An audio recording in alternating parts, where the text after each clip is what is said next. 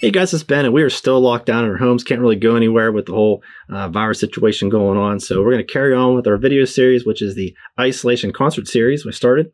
And it's where we interview local artists, give them a chance to kind of sing a little bit, ask them a few questions, get to know them a little bit better, and hopefully put that on YouTube and just make a whole series out of it. And today's video, we're going to interview a guy named Adam. He is the lead singer for Scattered Hamlet, which is actually a kind of a national touring band. They've done some pretty cool stuff. I'm looking forward to getting to know a little bit more about that. So he's not really just local. They've been touring all over the place. He's kind of a scary looking dude. You may think he may want to eat your face off or something, but really he's one of the nicest guys you're probably ever going to meet. So looking forward to digging a little bit deeper and getting to know him just a little bit more. And in on the video chat today, we're going to have Mr. Steve Barrett. He's a local DJ. He's also going to help us out and kind of carry on the conversation a little bit. All three of us know each other pretty well. And I know Adam just a little bit.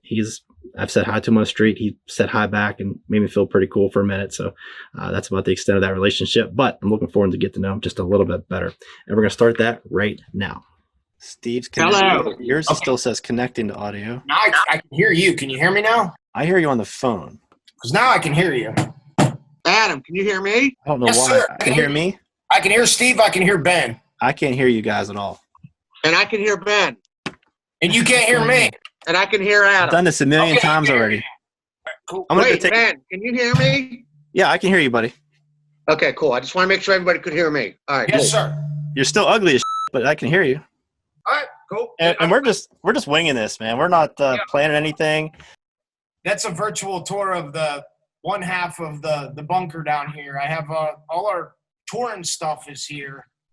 And yeah, so this is just everything. Like I have a whole entire like rig set up over here, so it's basically a giant karaoke machine that I can play at stage volume and practice, so I can like sing.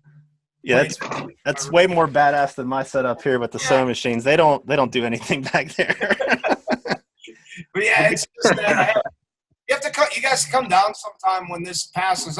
Steve, I know you like memorabilia. I have quite a wall of like Kiss and like strange memorabilia. Strange things. Well, I'll tell you, since you mentioned Kiss, we're just going to lead right into that. I was watching some of your videos and stuff, and I love the story where you said you were backstage. If we could start off with that, and then we'll jump into some songs, we'll have some fun. But repeat that story that I heard on one of your videos. I forget which one it was, but Hang on real quick. I'm going to see if I can get the Kiss shrine in the picture. I can't quite get it. No, it's too far. I can't get it. I was trying to get it in there.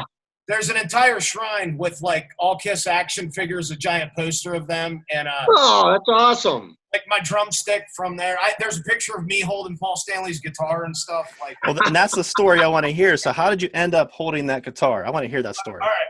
Well, we were one of our guitar players, Red, that used to tour with us. He's from Texas. When he stopped touring with us, he got a job as Gene's bass tech, and it was pretty crazy because he's now the man. Red, who I love him to death, but he's not the most technically proficient wizard at things. And somehow or another, this guy's the man responsible for bringing Gene Simmons into the air on like his harness, and he had to like tune the axe bases and like pour blood on them, and he had to put the fire out when Gene he did all the cool things. So we were off on tour, and we had a day off, and Red was like, "Hey, where are you guys?" And we're like, "I don't know, we were like somewhere in Minnesota or something." And he's like, "Well, if you have tomorrow off, I'm up there with Kiss." He's like, "You guys just come like back and hang out backstage." I'm just like, I was like, quick, how many hours away are we? And they're like, yeah, it's like 3 hours. I was like, start going in that direction immediately. And boom, everybody's waiting in line outside of Kiss. We're just like sitting out there, and like, dude, here comes Red. Our dude just walks outside. I was like, yeah, just come in the arena. So we went to the arena, walked straight back there, and he's like, here, hang on to Gene's bass. And, we were on the drum riser, and it was great. And I feel so bad for their guitar tech, because I was like, I have so much ridiculous knowledge of things I shouldn't for like gear. And I'm just sitting there asking this poor man 1,000 questions, be like this. Well, this Paul's from the 80s, but his cracked mirror Ibanez, like, how does the shocker guitar shoot sparks? Like, I just had and there was some guy back there who recognized us and like wanted a picture. And I'm like, okay, cool. But I need to really get back here to mess with the cracked mirror, Paul's guitar. And it culminated, like, I was kind of holding Paul's cracked mirror talking to his tech about it. I had a hat on like yours, Steve. And at that moment, the door to one of the dressing rooms comes out, and here's Paul Stanley, like, and he like looked over, and I'm holding his guitar, and he kind of like looked at me, like looks me up and down, like who the hell's this guy, and he gave me like the most disgusted look, and then just turned around and went back in to his dressing room. And I was just like, oh my God, Paul Stanley looked at me, and he didn't even tell me to put his guitar on. It was like he didn't yell at me or anything. I was like, sweet, and that was, I love that story. That was one of my favorites, man. I was about lost my mind. And how long ago was that? A couple years ago, a few years ago, and it was just, I'm like I said, I'm a Kiss trivia machine. Also a Springsteen one. Those are my two. I have stories from that too. Like, I had a friend that played with him for a while, and like I got to go see that, which was like, if Springsteen touched me, I'd be like one of the girls in the Beatles, like Asian, like where they just like passed out, like. But when you have a backstage pass, you have to have, like for Springsteen anyway, you have to have the person who gave it to you's name on. So like anything you do, it immediately they can look at that and be like, this guy was responsible for you. So when I got it, I'm just like, the "We're Not Worthy" Wayne's World thing, and right. And I remember like my buddy telling me, he's like, dude, you can't go on stage, you can't. He's like, anything you do, like literally, this is my boss, your name's attached to it. I'm just like, okay, and but anyway, it was fun. Like I ended up, in a hotel, talking to his guitar tech at like, I don't know, 3 a.m. somewhere in Pittsburgh. And again, here's me with my guitar tech questions. Like I'm going like on and on, and be like, well, on the number one Snowcaster, the guy's like, what's wrong with this? I like how honest you are, man. You're a fanboy yourself. You're a big fan of these guys, and you're pretty honest about that. But listen, I was just gonna say, I think the best thing that a musician can do is always remember to be a fan first. Oh, it's it. Because it's that love of rock and roll that keeps you going. Oh, it really is. And Rich and I, that's our bass player. For anybody tuning in that doesn't know, he and I have like a. Can I say a small swear word, not like an F-bomb? I'm not adding nothing, so go right ahead. Cool. All right. Well, anyway, we have a code word where like we walk over and like we're like. Trying to look badass or whatever, like he'll whisper in my ear. He'll be like, "Dude, 16-year-old Rich is shitting his pants right now." So like that's our thing. So like when we're sitting there, oh Lord, I have so many awesome stories about that. Like and just like it just like looking over and be like, dude, 16-year-old Rich is shitting his pants, or I'll be like, 16-year-old Adam is shitting his pants right now. And we'll be like, quick, act like you belong, like if we don't, someone will realize we're not supposed to be there and like usher us out, that's what I think is going to happen. So again, it's pretty cool how honest you are about that, about how you meet somebody, you're still all freaked out and geeked out over it. But how long have you been doing this yourself?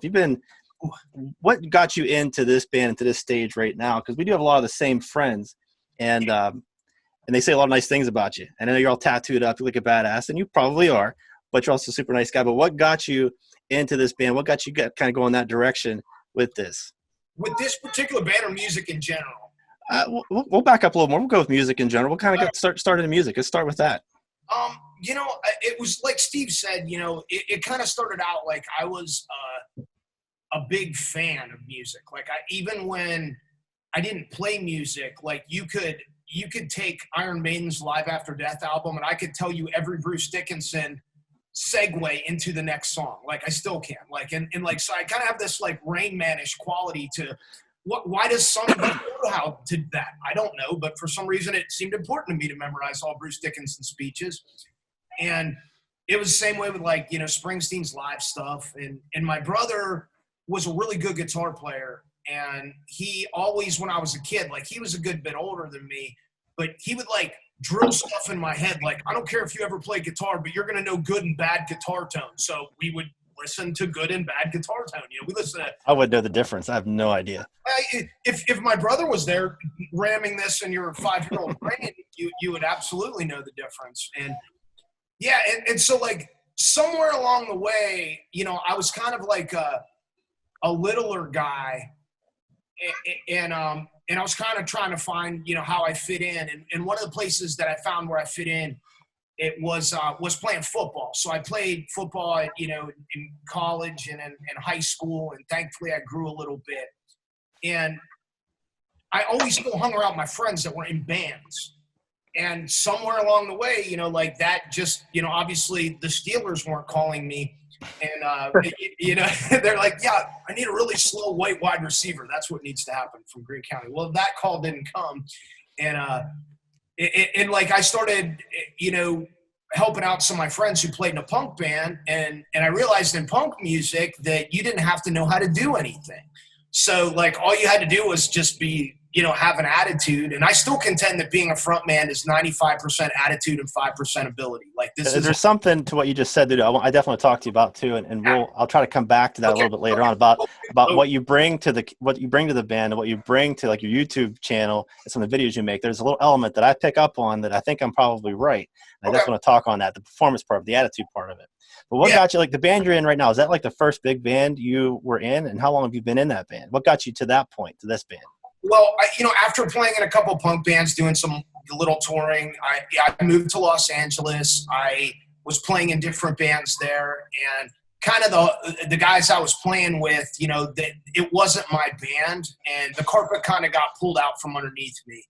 And it was kind of like one of those things where, I was like, man, this sucks. And one of my buddies was basically was a producer.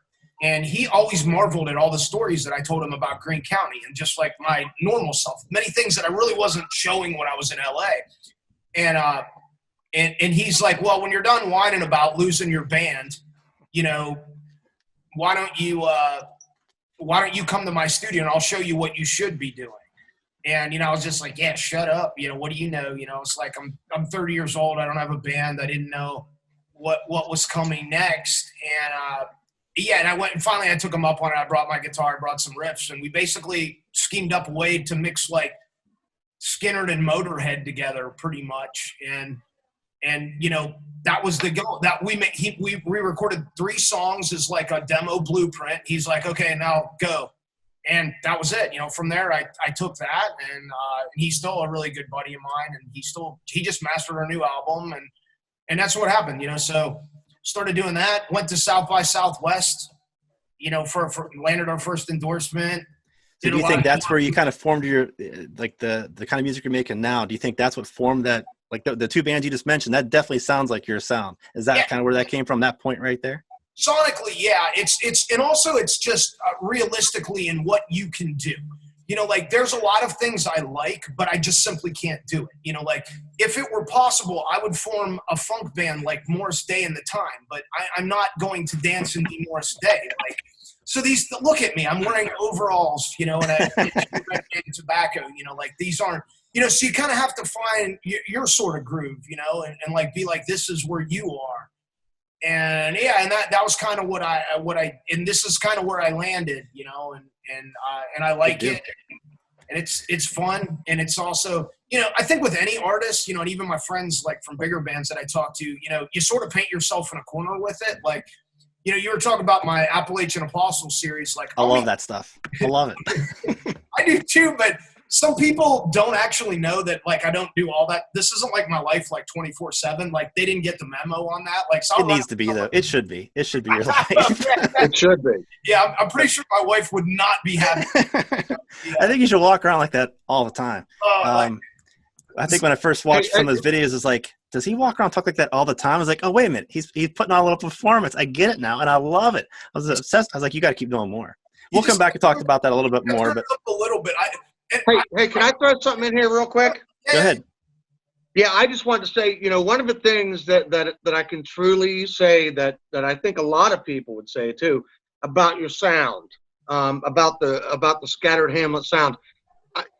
Here's what's so great about it is that you hear it and you can hear influences, but yet at the same time, it's you guys. And I don't know how else to say that. Every time I hear your music, the word that keeps popping up to me is roots. Like I keep hearing the roots that are in you guys. You know what I'm saying? like your musical taste and your influences. I knew you were going to be good when you first came out with the first CD, which I believe was called Skeleton Dixie. That's your first one? First full, yep. And by the way, look, woo, there it is. Can you see it? Yeah, everybody that's watching, you should buy that so I could go, when the liquor store opens back up, I can get more whiskey in. Great CD. And I just want to comment that the sound is like, I love it when people ask me, how do you describe the sound? And one thing you said a little bit ago was, Lynyrd Skynyrd meets Motorhead. And I'm thinking that was perfect. You couldn't describe it any better than that when you said it, Yeah, well, it's actually, that was where we decided when we hear people say it, it's been cool. Like, or I've heard people say it more vulgarly, or like, people say like, this is like Skynyrd on meth or something. I don't, that's horrible, but like, it's kind of and I appreciate that, because I think, for anybody, what you're striving to do,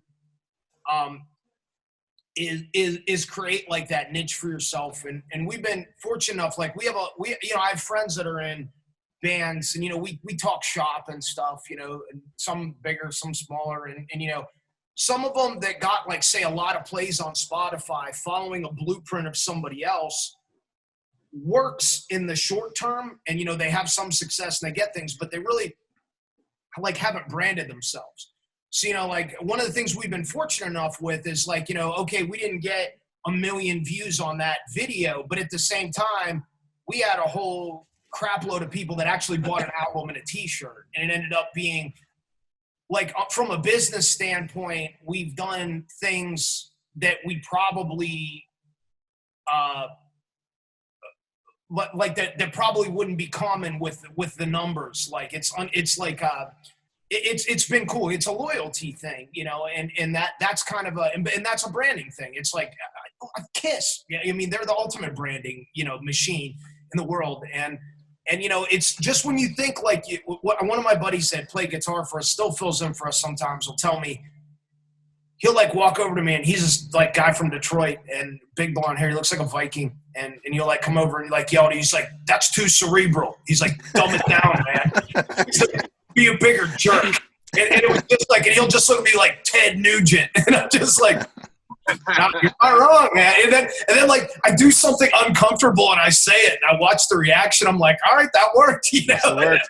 Because there's definitely a performance side to your music too, like with your videos and your videos with the Appalachian Apostle. Like you're putting I don't want to say, and I'm probably going to say it completely wrong, because you're not faking anything. I don't mean that, but there's a performance side of it that I can see comes out in you when you're singing in your videos, when you're singing some of your live shows, and when you're doing those Appalachian Apostle videos. He come back to those videos because they're freaking badass. We got to talk about those more. It's kind of like you take everything, like you're saying, and you turn it up a little bit. Yeah. So I call it like a volume on a stereo, like it was like, it's like, okay, the camera, you walk out on stage, it's like you turn the volume up. It's like there's one little element that I think, and I'm going to talk to you about a little bit later on about this. There's one more element that I think that influences you in some of these videos, and I bet you I'm right. We'll talk about it more. But can I just ask one quick question about those videos?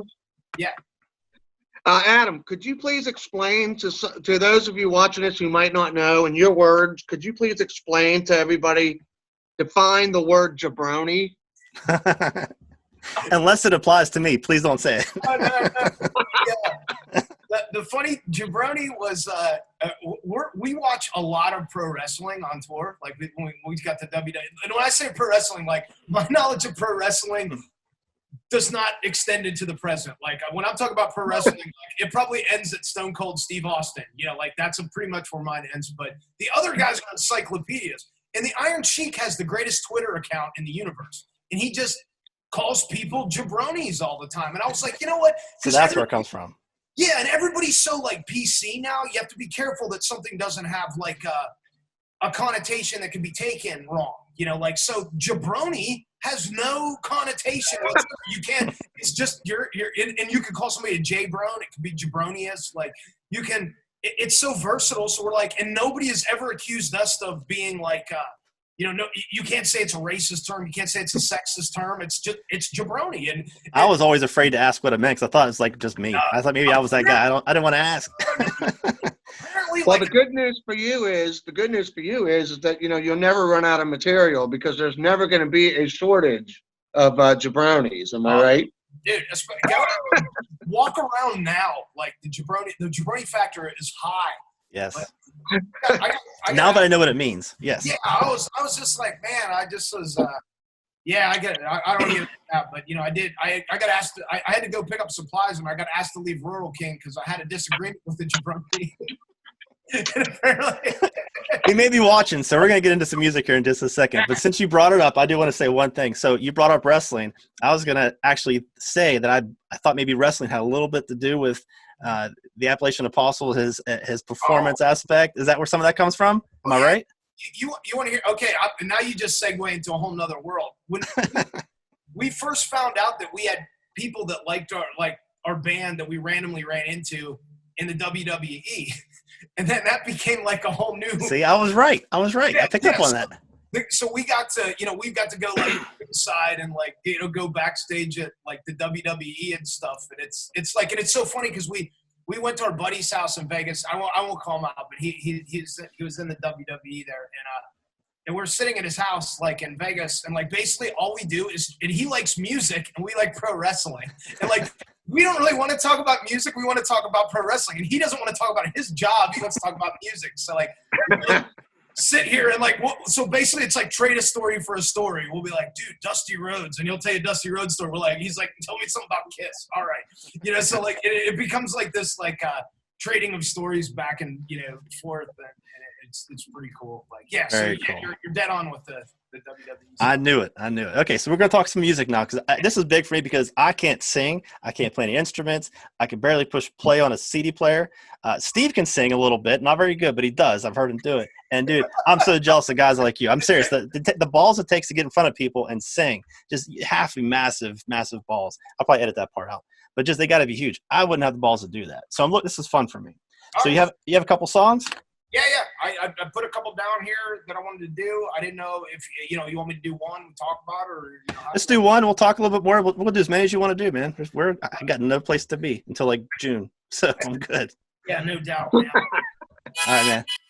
Well, I'm gonna turn it over to you. I'm gonna get me and Steve off the screen. You take over, buddy. You go right ahead. All right, cool. Can you hear that? You guys all good?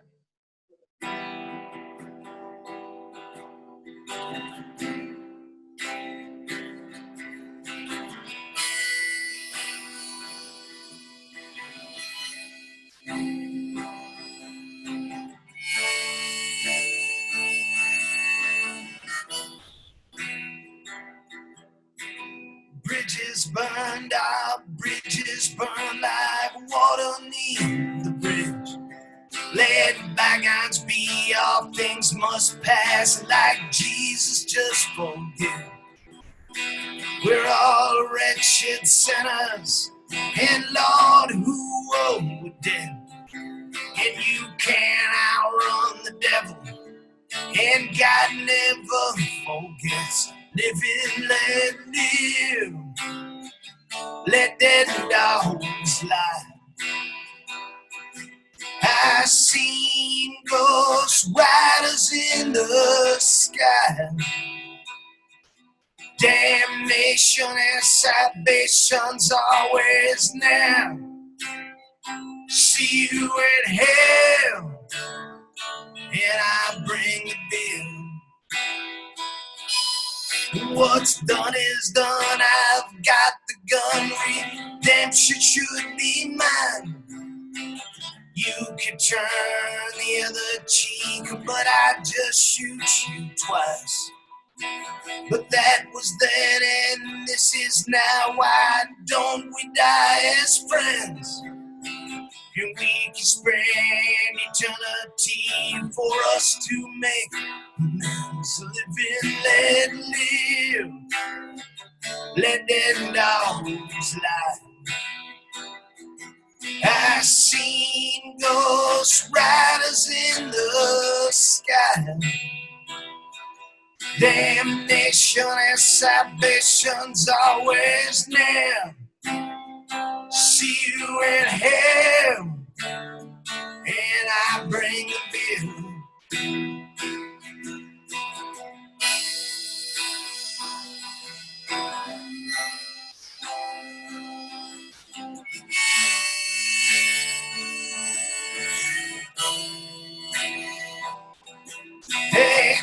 tell me it's a lonely place where the fire always burns.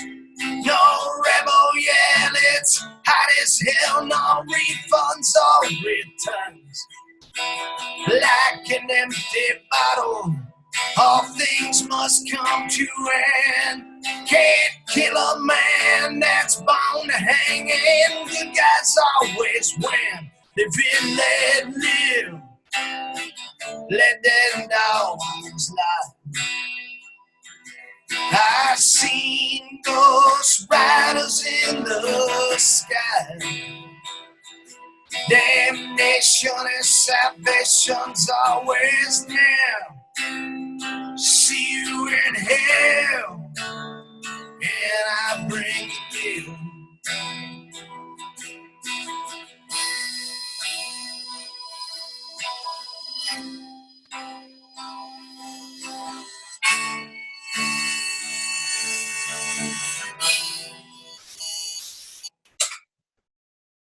See you in hell. I'll bring the beer. Nice. I gotta give a shout out. That's the song's gonna be on our new album, and this is the only song on the new album I didn't write.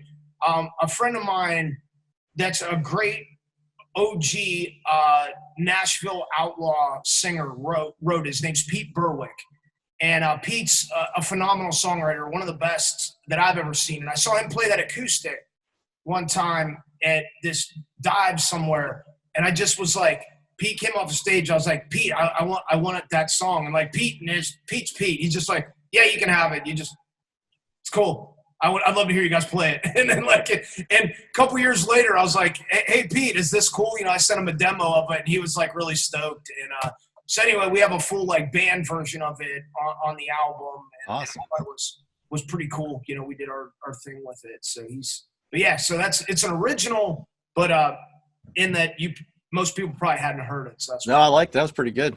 Thank Definitely good. So what's the process if you want to copy somebody's song like that? I mean, is you already recorded, then you ask his permission to to finalize everything? You guys are actually making real albums and stuff. I guess that's my question is how do you actually legalize all that real quick? You don't have to drag on about it, but with Pete, like for example, with that one, I just asked him and he just like, yeah, it's cool. So good enough for me. Yeah. So when I registered, basically, he'll be a songwriter. Yeah, he's a songwriter, so he's going to get the royalty money. That's where you make your money. Everyone, youngsters, that's where you make your money. You get the back end, and for example, we had I'll talk about it more, but we had a song like on a NASCAR video game, for example. Who wrote the song is who gets the check, basically. Nice. With it. So that's but yeah. So when we did we covered a Twisted Sister song before, and for that we did not get his permission, but we bought the rights for it. So every so many, I have to pay D every so many rights. And he actually ended up hearing it and was cool with it then. And so now he supports it too, which is cool that he did it, Yeah, I heard your story about that too. I brushed up on some of your videos this morning. So that was one of the things I watched this morning too. Yeah, that's a great story, Adam. That's a great story. I can tell you, well, we don't have to do it on the video, but Steve, I'll tell you a backstage story about D too, because I know. Go for it. I like awesome. these. I like the backstage stories. Right. Go for it, man. All right, we ended up playing with. Actually, after we did the whole thing, D was tweeting about it. He was really cool and supportive of our drummer that got hurt, and because we did, for everybody who doesn't know, we covered "Stay Hungry" as a tribute to our drummer who had a traumatic brain injury. You can no longer tour with us anymore. So we didn't know if we were going to quit or we were going to continue. So we continued, and we said the best way to do it would be just pick a song that just makes you want to keep going. And that would be Stay Hungry, for us anyway. And so we covered it, and it got pretty crazy. We had somebody contact us, we ended up having friends that play in a solo band, and they are in another band and they couldn't be there for a couple of his European festivals. And so some people contacted us. They're like, do you and the other Adam want to audition for D's solo band? And I was just like, well, all right, I'm going to take myself out because I am an entertainer and I don't have the shred skills necessary to do that. I was like, but our other guy does. And our other guy ended up doing a couple dates with the other Adam. And but recently, the story I was going to tell you, Steve, was we opened for D at Sturgis, and I was walking off the stage after our set, and they were getting ready to come on, and like, you know, and you walk past like the trailer, and then just like D just walks out, and you're just like, and like, it's like one of those moments where I'm just like standing there, like walking off the stage, and like D's ready to walk on the stage, and it was just like, whoa. And I was like, hey, D. I was like, hey, man. And he's like, hey. And I was like, you know, I said, I want to thank you. You said a lot of nice things about our drummer whenever we covered your song. And he was like, oh, you're that guy. You know, and I was like, well, no, you're that guy. But, you know, and he was like, he goes, no, I really like what you did with it. That was pretty cool. And he's like doing calisthenics, like to get warmed up for the show. And I was like, oh, wow, D just gave me a compliment, you know, and he went on stage, and we were watching from the side of stage, and it was cool. Because at one point he grabbed the four of us and drug us over and let us stand and watch the set right behind, like one of his guitar player's amps. I was like, D just drug us across the stage and was like, you guys come over here, like in the middle of the set while he was just walking around. And we're just like, and that's when Rich, these like 16-year-old Rich is losing his shit. I'm like, yeah, we just act like you belong. Yeah. So that's my D Snyder story. That was in Sturgis last year, and we played then. D. Snyder played with his solo, and then Disturbed was the closer that night. And it was a pretty cool show. Like I was mostly stoked to see, you know, like Tim play "You're Gonna Burn in Hell." You know, it's so good, Very and he cool. sings so well, man. He's still killing it. Like all the youngsters like follow that guy, man. Like I was like, man, I'm glad that guy went on after me, because you know that's another level of awesome. That's awesome, man. Yeah, That's I'm a sure great it's story. pretty cool, like sharing the same stage, or at least being close to the stage near some people you idolize. I'm sure it's pretty wild. That'll never happen to me. I could be in the same room with a photographer, and I wouldn't feel the same way. Like, he's a good photographer. Whatever. Not the same. Not quite the same thing. There's no rock stars in photography. Well, you know what's funny though? Like it's actually a much smaller world than I imagined when I was young. You know, like it's not that big a thing. Like, you know, as soon as you're on like the festivals, depending on whoever stage it is, you're right there with everybody else. You know, You may not be giving yourself enough credit, though. That doesn't happen to everybody. I think you're doing some cool stuff, and your band's pretty badass, and I think you're not giving yourself enough credit, and that's where the nice guy stuff comes in. I think Steve would agree with me, right? He's making things happen for himself, right? All right. Well, I appreciate that. No problem. So what are the songs? You got some more songs for us? I do. I gotta fix my tune here, and I'm gonna do an SH song. How about that? We'll do Go for it, man. Well, the other one's kind of an SH song that we appropriated it. Good deal. With permission. Yeah, I'm that guy now on stage that you hate, like at the coffee shop, that has to tune his guitar. Got nothing but time. Me and Steve will talk. How's it going, Steve? You doing all right? I'm doing well, man. I'm excited. This is exciting. If there's young, you gotta understand, Adam and I, you know, we share this bond of like rock and roll. You know, we're like metalheads, and you know, you're more like I don't know, Yanni kind of thing. Hey, man, I admit it. You know, at least my lighting looks good in here. Your lighting sucks in there, guys. My lighting's good. I'm gonna throw this out to you guys. The perfect song. Everybody always gets mad when a metal publication asks me to tell the perfect song. The metal people get very angry at this answer. It's Air Supply's "Making Love Out of Nothing at All." Oh, we could probably agree with that. I could. That's the perfect song? Pretty close. Wow. Think about it. Go back and re-listen. It's amazing. It's the as far as I'm concerned, it's the blueprint for every power ballad that's followed. And there's a lot of right. I'm not going to get real nerdy in who played on it, but if you look at all the musicians that actually were the band on it, and you'll recognize pretty much everyone. Like, but yeah, like it's to me, like, it's like that was kind of what, much in the same way, like that a lot of the hair metal, which I know Steve and I both like, was very much influenced by the New York Dolls.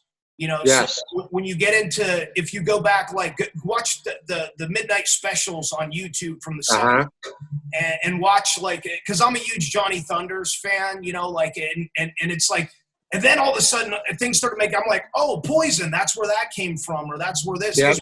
We're all a product of what you listen to. So, you know, I'm a big fan.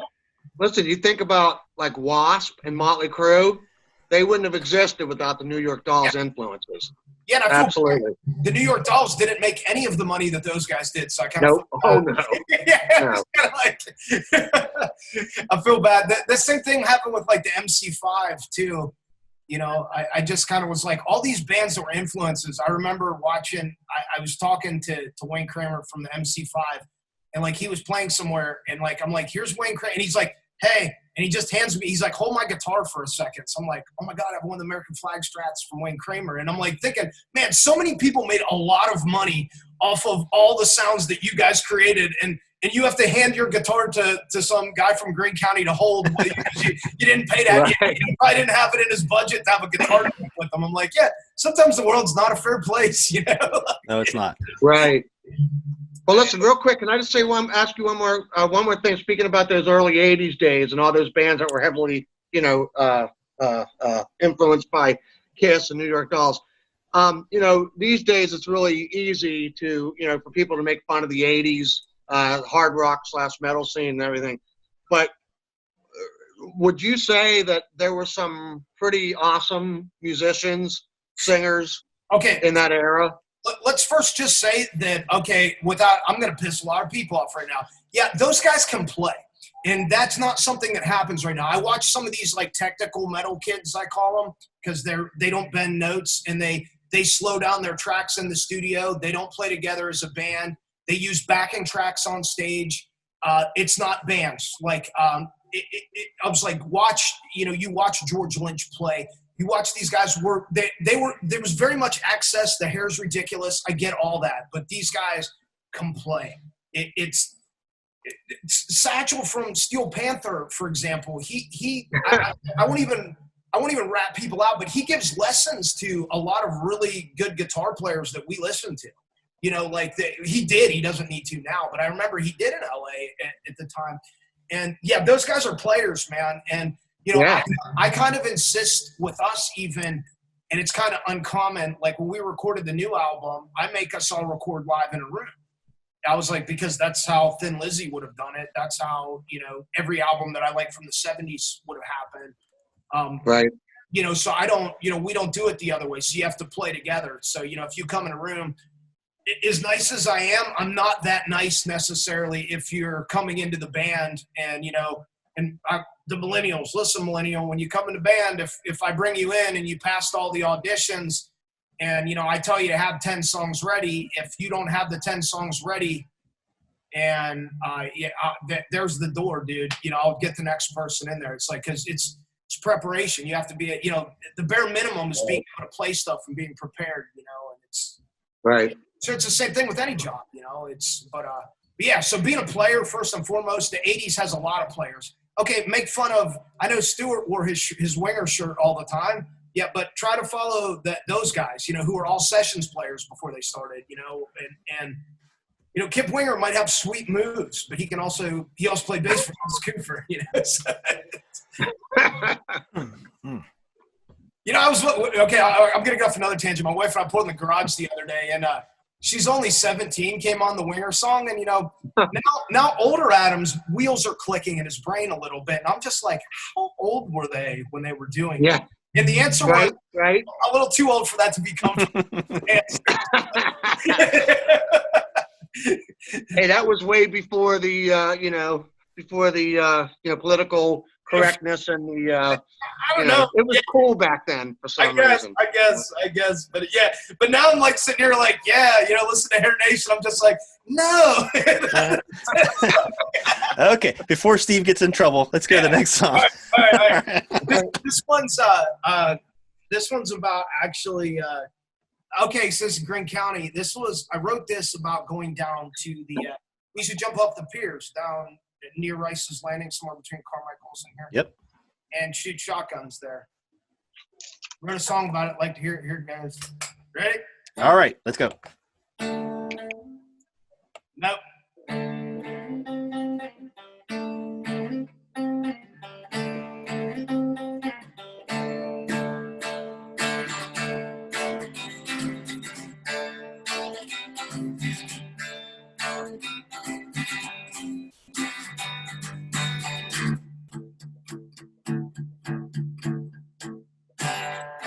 Under blue skies, sipping on the shine. Not on my time, walking on a dream. I said, tails burn out, drop on and out, living for now. Shotgun symphony. I said, now you can't see it, I believe it. You can't feel it, holding on, believe. I said, now you can't see it, I believe it. You can't feel it, no regrets for me alone. You think you know about my path. Too late now, ain't gonna change now. One more side of me. Too late and I never turn around. You can look on back, but you can't change me. Can't change me.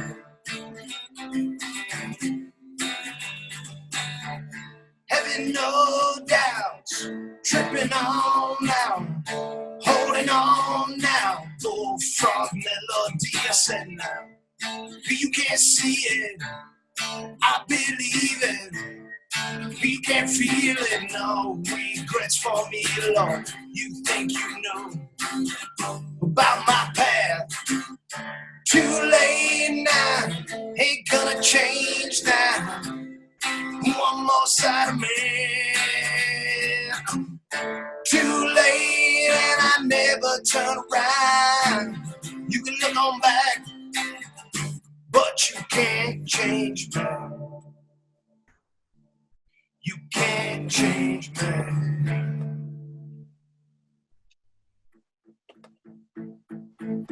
Are we good?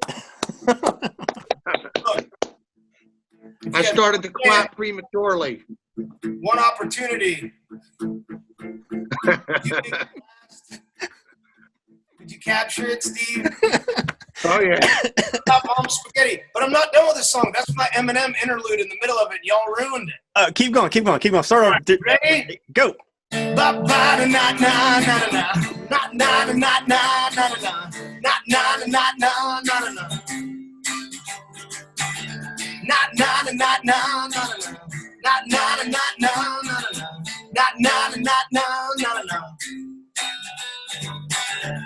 Too late now, ain't gonna change now. One more side of me.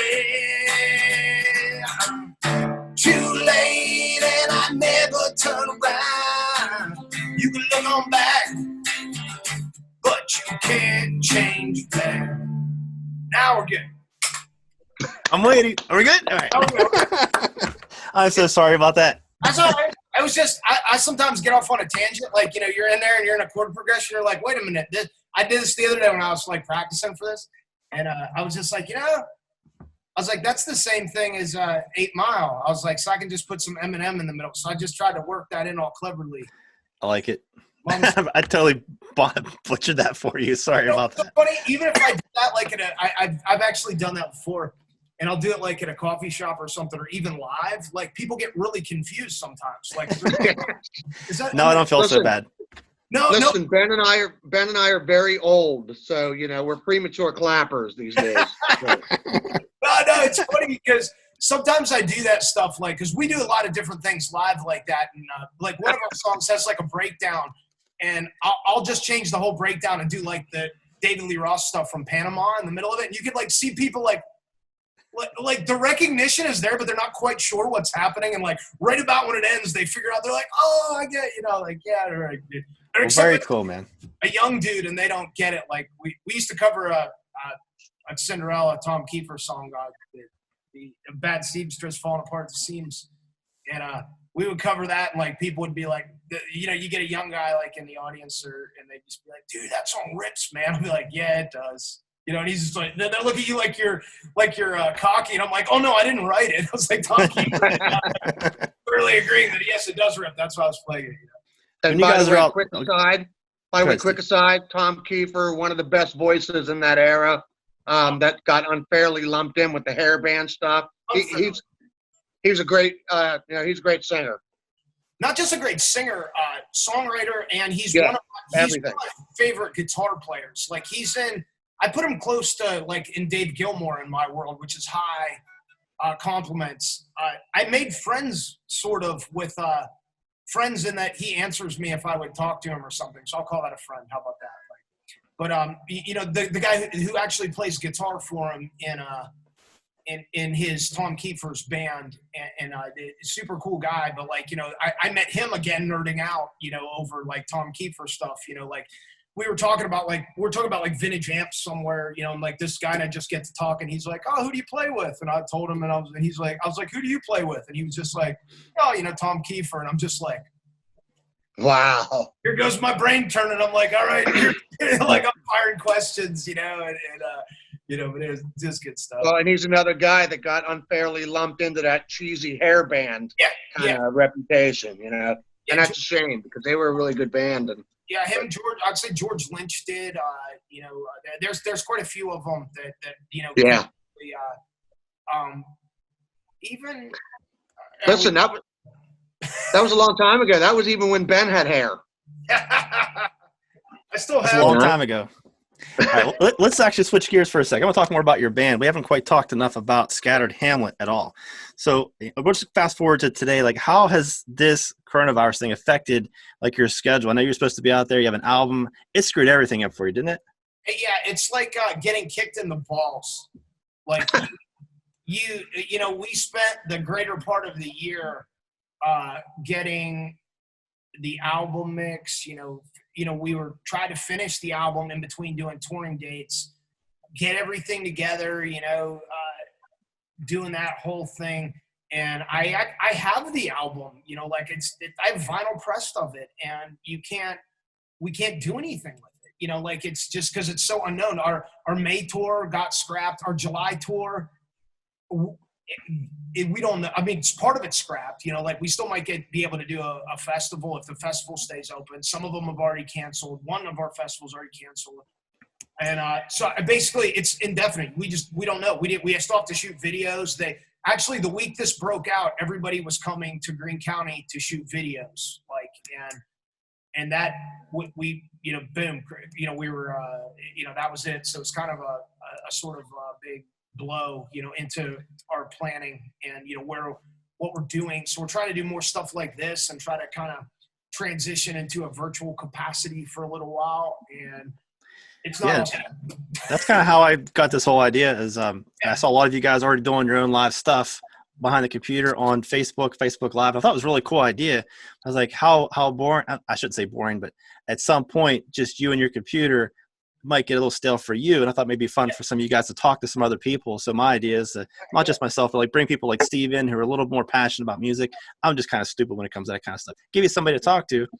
I mean, I'm nobody from Greene County. You have a bigger audience than I do, but it could be fun for you. I feel bad. I don't say I feel bad for you. That's a terrible way to say it. No, I don't. You guys are stuck at home. I'm going to stop you. I don't like that you say you're nobody from Greene County. I don't like that.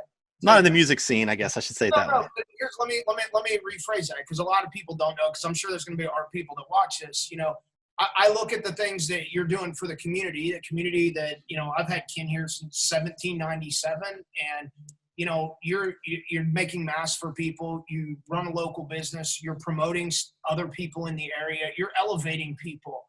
And in a time when a lot of people are knocking people down, like, you know, I look at the stuff that you're doing. And you as well, Steve, you know, both you guys. Don't give Steve any credit at all. Don't do that. Don't do that. No, but seriously. Stay on me. Cool things for the community. And I mean, and to me, you know, oh, okay, yeah, you know, like, I mean, I'm glad that I get to entertain people, but, you know, at the end of the day, it's like, you know, I'm equally as impressed with that kind of stuff. So, you know, I just get bored. Yeah, well, I make stupid videos in my basement where I spit in a cup. And I'm a fan, dude. I'm such a fan of those videos. I wish I had more time to keep talking about those videos. We would try to get you to do one right now. Like your little countdown videos and stuff. I was like, dude, that's freaking amazing. So anyway, all right. Hey, Adam, about me. This is supposed to be about you. But go ahead, Adam, Steve. Go ahead. Can I ask you a quick question when you get a chance? Your next album after that, can we talk a little bit about this? Yeah. I love this CD, by the way, and I'm pretty sure I told you the CD's Swamp Rebel Machine. This came out 2018? Yeah. 17. 2018. It's weird the way it came out because that's when that's awesome. That's amazing. That's gonna keep the kung flu. But yes, that one came out. The album cycle got weird on that one because of our drummer's accident. So like it's, it took a little while, we had a tour canceled. He got hurt. It was just kind of a thing. But yes, your time frame's pretty correct on that. Well, it just seems to me when you listen to it that you really. It seems like you really had a lot of fun making this because a lot of the songs have like an infectious kind of almost, dare I say it, like a boogie to it in a way, in a Scattered Hamlet way, for lack of a better way of saying it. And I know I told you this before, but my son, who was about 5, Battle Hymn was one of his favorite songs, Nice. Which was awesome. But there's so much cool stuff in this, and I love the video. Now, I didn't know if you wanted to just kind of talk a little bit about the White Trash video, which was a lot of fun, and people can see that's that. probably right, my favorite video. I haven't seen them all, but that's probably my favorite one. I have not seen them all, but I've watched that one just recently again. I love that video. Okay, since we all have 90s roots here, I'm going to give you some trivia from that one. If you when we walk into Circus Liquor, if you guys remember the movie Clueless, that's where Cher was assaulted in the parking lot. That was literally down the road from our practice space where we would walk and buy liquor all the time. So we were just like, and the guys in there were cool enough that we still did a gorilla because we didn't ask because they get paid a fortune to have people use that big clown in like movies. And like, we don't even have permits when we shoot stuff. We're just like, whatever, just make it happen. And so yeah, that was my favorite thing because I was like, oh, Cher got assaulted in the parking lot of Clueless. So that was my story of the White Trash video. And there's so many funny things about that video because it was filmed in Southern California. So we had to find people that looked like they should be at this video shoot. and one of the young men, I'm sitting on stage and I didn't even know everybody there. And it was like, I walked because we had we rented that RV that's in it. I'd been sleeping in that most of the time until it was my turn to shoot something, and they went and got me, which is very rock star of me, I guess. Look, here, come get me from my trailer so I can walk in, while everybody else is working. And, I walk in, I'm just kind of like waking up and like putting my guitar on to prepare to lip sync your own music 1,000 freaking times.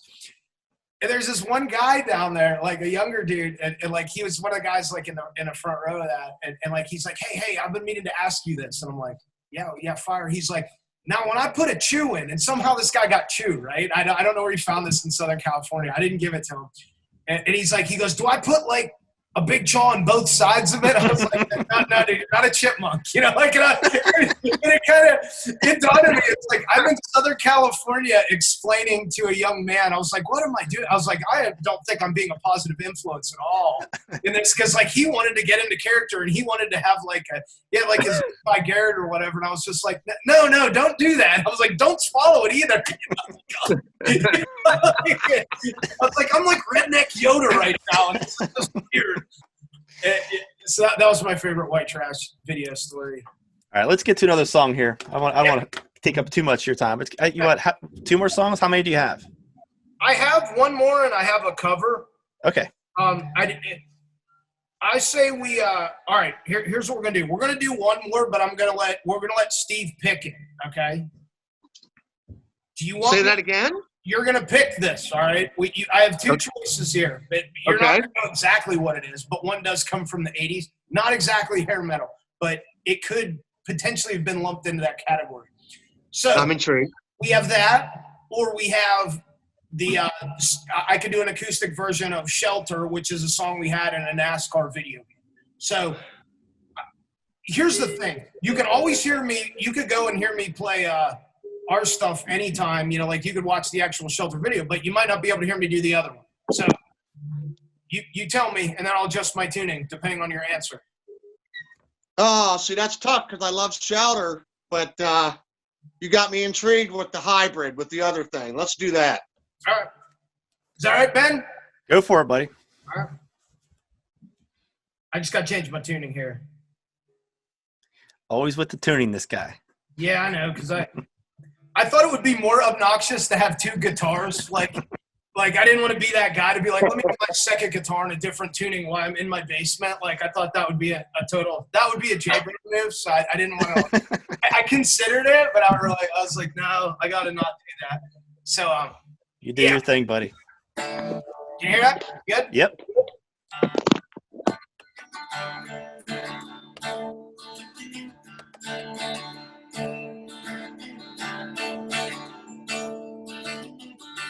Well, my name's John Lake Paramore. Same as my daddy and his daddy before. You hardly ever saw Granddaddy down here. He only come to town about twice a year. Buy 100 pound of yeast and some copper lime. Everybody knew that he made moonshine. Now the revenue man wanted Granddaddy bad. He headed up the holler with everything he had. Before my time, well, I've been told he never came back from Copperhead Road.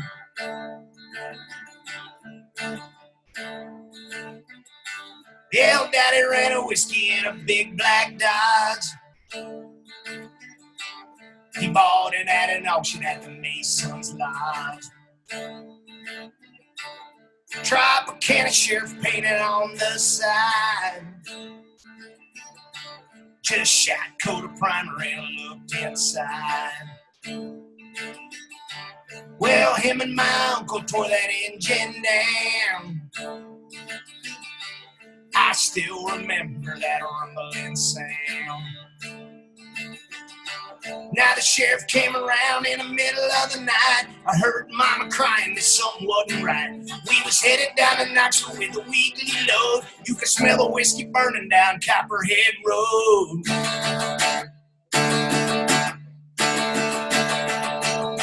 Yeah.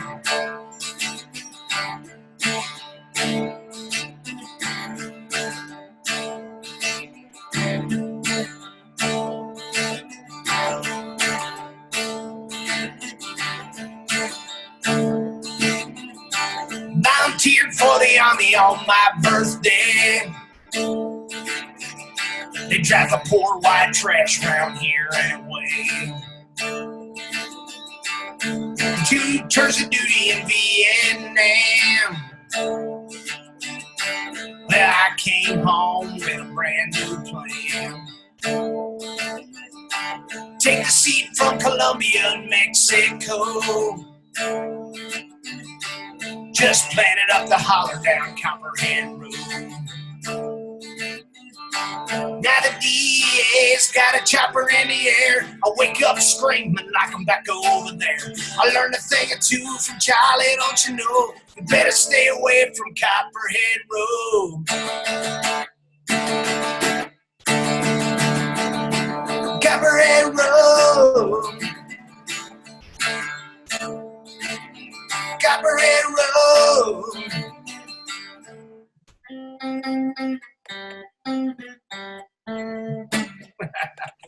So there you go. Some Steve Earle. Can I clap now? All right. So to make sure. Good job, stuff. man. Good I'm stuff. freaking loving this. That was fun. I think you should sing to me every night if that's okay with you. Is that cool?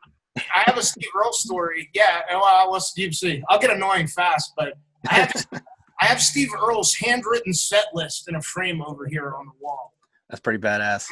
Oh yeah, I was so excited about that, and it was it's a neat one. That's like one of the ones, and it's all like written like in Sharpie and stuff, and like I have like my pass for that and stuff. So that's one of the things I have on the wall that just looks like a random thing, but it's like one of my things. Like it's like I pulled the Nigel from is it Nigel from what's the Spinal Tap, where he's like, don't even look at it. It's like, Don't look at it. You're looking at it. You're looking at it. Don't even look at it. Hey, do your amps go up to 11? You can't see it from here, but I do have a ridiculous wall of Marshall stacks over to my left. Like I have I'm really into old school gear. Like I like classic stuff. So if it's most of it's like, and I have heads there that are older than me and stuff. So I'm a real big like I said, I like nerdy stuff. And this year was kind of cool for us. As a kid in the 90s, when I grew up like listening to Pantera, I actually have a dime bag thing over there. We actually became I work with Dean Guitars now. They sent me all guitars, like, to replace all my Gibson stuff. Like, you can see my army of Deans that I'm using. And it was really cool to like get into that area, because it's like, here's me in my studio down there before this happened that has a life-size stand-up of Dimebag Darrell, who is like one of their big artists of all time, and to end up being in that category, was kind of just, and I'm no ripper on guitar, like I'm the Paul Stanley of our operation, like you gotta know when to point and look badass, it's like the notes, that's for Ingve.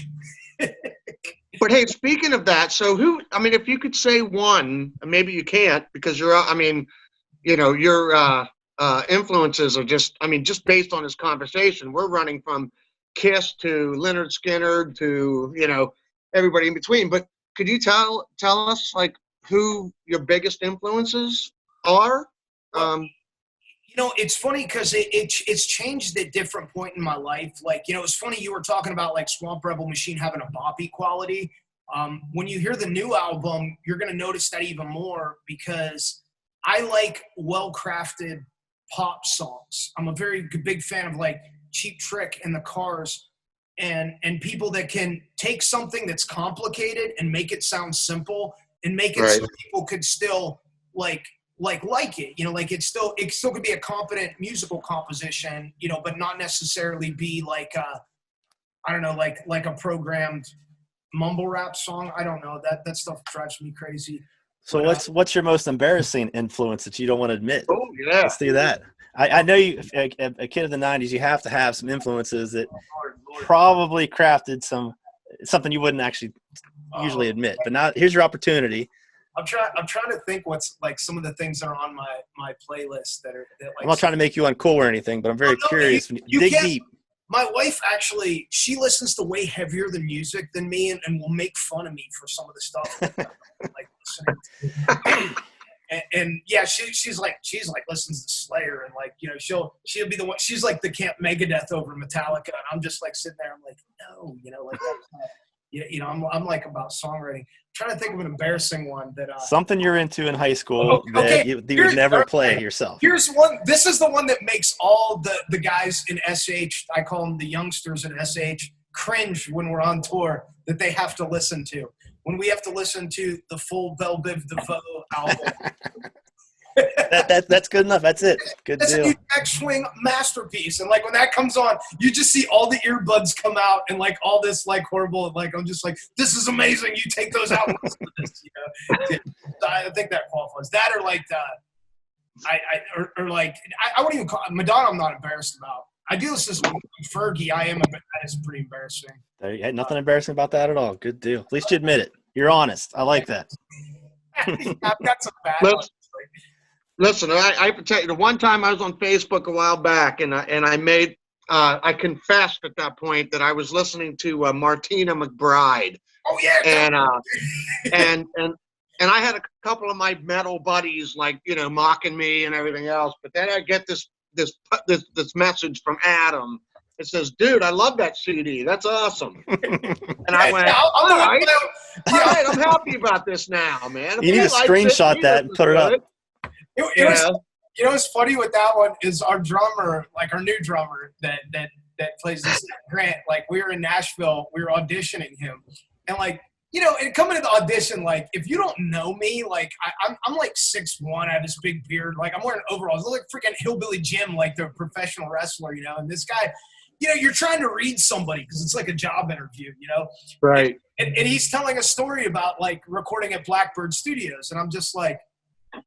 As in Martina McBride and her husband's studio. And he's like, oh, yeah.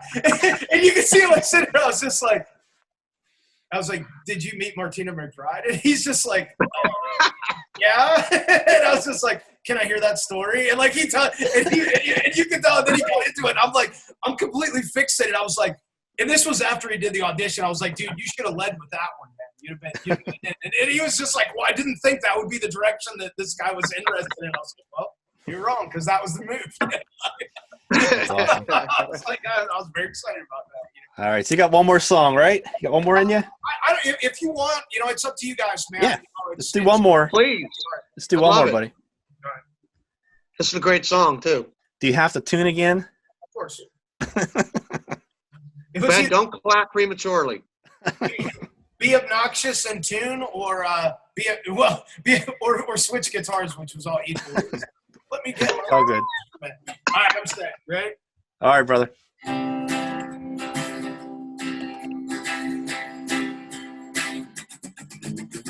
Yeah! Come on!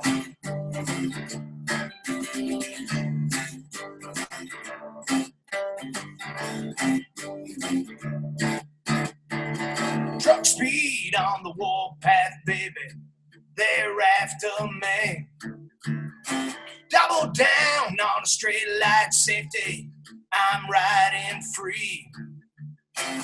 Been out, been down. I've been afraid. I've been out, been down. Don't ever let this live. Please give me shelter from all that's coming down from you today. Please give me shelter. It's time for you to wash away.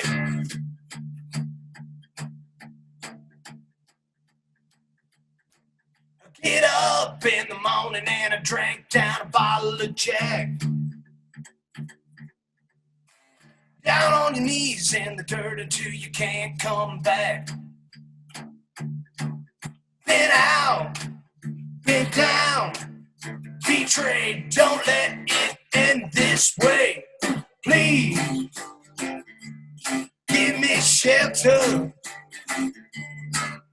from all that's coming down from you today.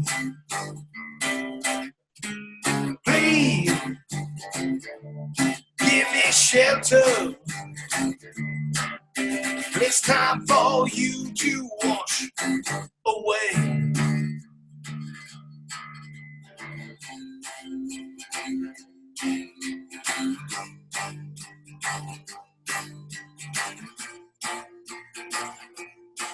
And lost through endless seams I'm crossed, through all of me, of course. One by one they stay. I never run away.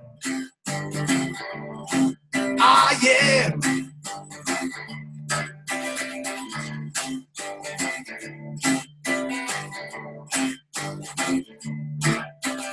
Please give me shelter. I said, please give me shelter. Please give me shelter. Please give me shelter. Please. We're good. Give the old guys a heads up when to clap. I like it. Wait, we're going to try to wrap this up here in just a minute. Okay. How about I'll ask you a question. I'll let Steve ask you a question, and we'll kind of go from there. But I do have one more question. So you just sang for an hour for two guys. As far as all your live shows, what was the smallest crowd? I've asked Drew this last week. Less, man. I played the less. Less? So, yeah. Go ahead. I'm sorry. I'll let you ask the full question. No, but for me, never being on stage before, I think the scariest thing wouldn't be the biggest crowds. I would think it would be like the smallest crowd. I would think I would feel everybody, even if there's two people there, I knew they were looking at me or they were ignoring me. I would see that. Oh yeah. Chris Jericho, the pro wrestler, actually has a discussion about this where he talks about, he said it's nothing to, like, I'm going to paraphrase it poorly, but like he said, it's nothing to captivate an arena full of people yelling at you. He goes, try to come like we did when we came up in the local shows. when there's like 50 or 20 people there and you have to get that crowd. Now, the weirdest thing for us, and this is a whole honesty thing as well, you know, we're at a position where, you know, we'll get on like these big festivals with, you know, like we did one in Ohio with like 500 Death Punch, you know, like, you know, like Disturbed, Kid Rock, you know, and you're playing to thousands of people. And, you know, we have markets where we do very well. And then maybe one night we're playing on a Tuesday night in Alabama somewhere at a roadhouse, and we're playing to like one dude in the bartender, you know, and you know, here we are in this little like honky tonk with like 4 people, and like the dude might be interested in what we're doing, and we have like our full stage setup. I have like light boxes, you know, it's very Spinal Tap looking, you know, like in terms of overkill. So we kind of have like the stage show set up for the medium-sized stuff. So like, and that's where the sweet spot is. But then you get on the big stage and it's like, we don't have enough stuff. And then like then you get on the little stage, you have way too much stuff. So it's kind of like, yeah, I would imagine you're feeding off of that big crowd. A big part of that is where your performance comes from. You're probably feeding off that. When you have 2 people, that's gotta be tough, man. It's gotta be brutal. Not if the big crowd doesn't like you though. Oh. that can or they don't know what to make of you. Like sometimes, you know, we played with bands like where they'll lump us into an ultra metal band, or we played Insane Clown Posse's Gathering of the Juggalos. Okay, we did not belong there. Let's just throw that out there. That was a fascinating sociological experience that I'm glad I did, that I do not want to do anytime in the near future. But like, yeah, we don't belong there. Like, it was like, you know, that was just one of those things that you're just like, yeah, that didn't go good at all. You know, like, you're not going back anytime soon. I remember walking off the stage. I was like, someone needs to get me back to the hotel. Like, now. Like I had a much more gratifying time at the Chinese buffet than I did. And the other guys like went back, and I'm like, oh, I'm never going back. That was enough for you. Like, all right, Steve, you got one more question for him? Yeah, I was gonna. So tell us about this new album. I mean, as far as you know, why, you know, what do we have to look forward to for the next Scattered Hamlet album? You know, it's a lot more double guitar stuff. You know, I really was listening to my frame of reference when I was talking to the producers. I wanted it to be less produced than Swamp Rebel Machine. I wanted it to be more stripped down. Like I really became obsessed with guitar weaving. I was listening to a lot of Thin Lizzy at the time. I was listening to a lot of my, you know, Cars, 80s pop. And, you know, of course we always sound like us, but, you know, but there's a lot of like guitar harmonies. There's a lot of like guitar weaving. Like I thought that I'll say a controversial thing for you, Steve. You might want to argue with me on this one. I like the way that one of my favorite guitar players is actually Izzy Stradlin, because I think that the way him and Slash play off each other, it's hard to get another guitar player who's good to want to not be in the spotlight. So right. For me, I'm already the front man, so it was very easy for me to find those spots in the songs that I was writing for a second guitar to do stuff that works good with the song, but like that your lead guitar player doesn't necessarily want to do because it's not that cool. So, you know, my frame of reference was like, I'm like, you know, Appetite for Destruction, Thin Lizzy, you know, this kind of stuff. So it was like, so the whole album's guitar right, guitar left, one down the middle, drums, 4 dudes playing in a room together. And I believe that Appetite for Destruction is the blueprint of hard rock albums, and there hasn't been a better one made since. I agree. All right, that's why some people are like, no, and they start thinking about, I'm like, go. It's like, go for it. I was like, that's a masterpiece. I was like, you touch it. You know, you know, whatever ridiculous things that Axl does or whatever, you know, or did, or, you know, that's but yeah, but that's what you have to look forward to at the new album. You know, it's you know. What's the name of the album? We haven't announced it yet. So okay. All right. But there's also a lot of guitar stuff. And when can I get my hands on it? That we don't know. The coronavirus has put everything on indefinite hiatus. We no longer have a release date. It was going to come out in July. It's on, you know, we'd be shooting ourselves in the foot right now if we couldn't go out and tour on it. So it's don't put it out there now. You waste a lot of that. I mean, if you want, I mean, is it done? Adam, is it done? It's ready to go. I have a test pressing of vinyl of it upstairs that I listen to on my record player. So how about this? Wow. Once they lift some restrictions and before you go on tour, can me and Steve come over and listen to it at your house? Yeah, All right, cool. All right, good deal. We won't tell nobody about it. I'm excited, man. I'm excited. I want to hear it. I can't wait. Come on down.